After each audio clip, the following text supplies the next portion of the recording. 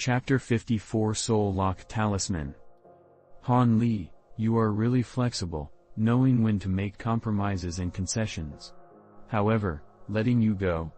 Do you think it's even possible? Dr. Mo sneered. Han Li was shocked at the sound of Dr. Mo's voice. When Dr. Mo spoke, his voice contained faint traces of charisma, anyone who listened a sense of attraction and contentment. Compared to his previously bitter and insipid voice, this was totally different. It appeared that in comparison to his current looks, the beauty of his voice was not any worse off. Surprisingly, this was the first time Dr. Mo ever called Han Li by his name. Although it does not mean anything much, it allowed Han Li to feel slightly appreciated, as it was much better than being called little brat every single time. On the surface, one could not really sense any imperfections from the current Dr. Mo. Every single one of his movements was graceful beyond comparison. A handsome man indeed, there was no trace of the senile old geezer from back then. Han Li was sure that back in his youth, Dr. Mo relied on that face of his to dazzle countless females. So what on earth do you intend to do to me? Just tell me directly. Han Li was not a female, and thus he was not affected by Dr. Mo's handsome face. Furthermore, Han Li could tell from the previous conversation that Dr. Mo seemed to have no intentions of sparing him, and as such, there was no need for Han Li to leave him with any pretense of cordiality. What do I intend to do? Ha ha ha. Dr. Mo leisurely stretched his recently revitalized body, coldly smiling without any intent to answer Han Li while taking out another unknown object. The unknown object was revealed to be a small holding pouch made from extremely fine silk. The glow reflected off of the silk was extremely radiant, just like the blazing flames of a phoenix. It was extremely eye-catching. Furthermore, the embroidery was exceptionally exquisite. One could certainly tell that this was no ordinary object. What could this small holding pouch contain? Could it be another bizarre artifact just like the sinister blades from before? Asking himself these questions, Han Li felt curiosity grow within his heart. Dr. Mo cut Han Li's silent speculations short by quickly opening the pouch of holding.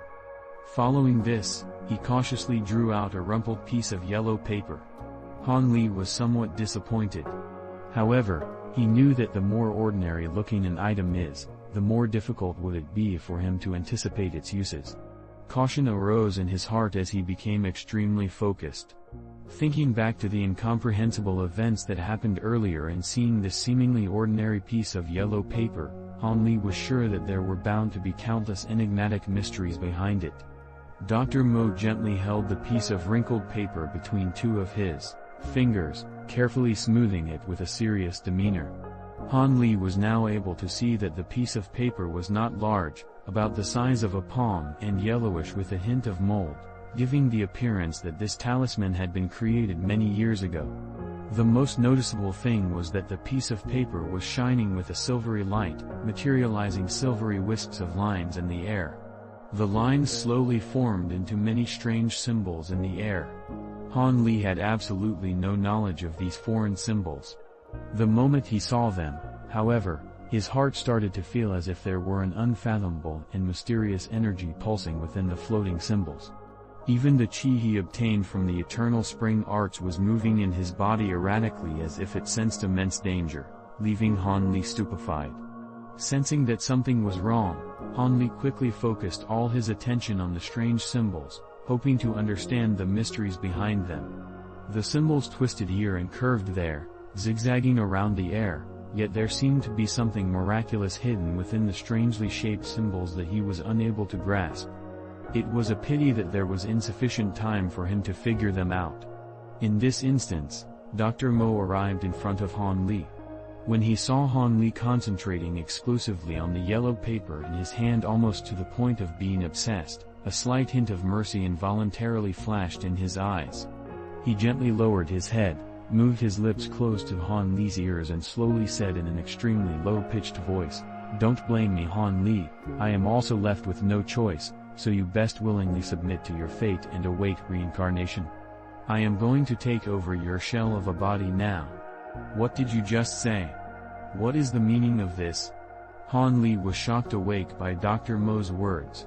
He was so terrified by them to the point where his soul almost scattered and flew out of his body. He could sense that a fate worse than death will happen to him momentarily. Han Li no longer cared about the threat of the giant fellow behind him and fiercely struggled for his life.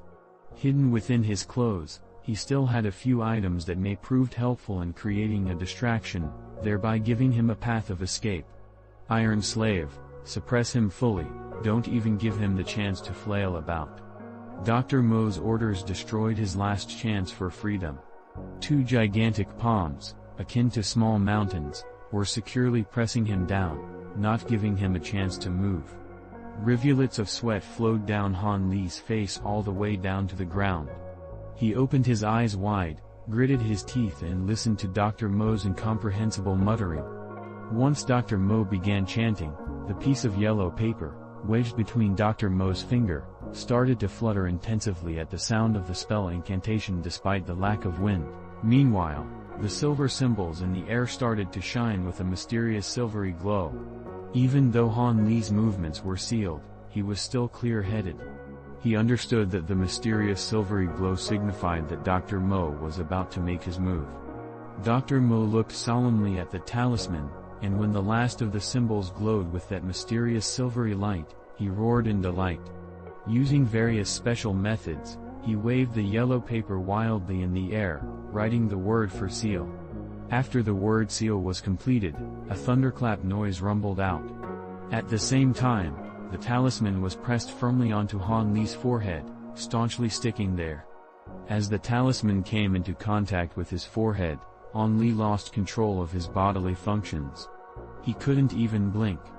Despite this, he was still able to see with his eyes and hear with his ears. He was currently the same as a normal human, unable to circulate his internal energy, akin to a walking zombie. This type of feeling was totally different from that of his acupoints being sealed.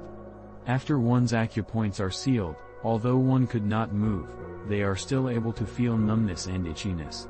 The current Han Li, however, was not able to feel anything. Waves of terror assaulted Han Li. He did not know how Dr. Mo was going to control his body and steal his identity. Was this considered a successful attempt? Don't rush, your body should still be able to sustain this state for a little while longer. Dr. Mo muttered, although Han Li was unsure about whether he was talking to Han Li or to himself. One walking zombie refers to a person who is unable to cultivate internal energy. In other words, a regular mortal.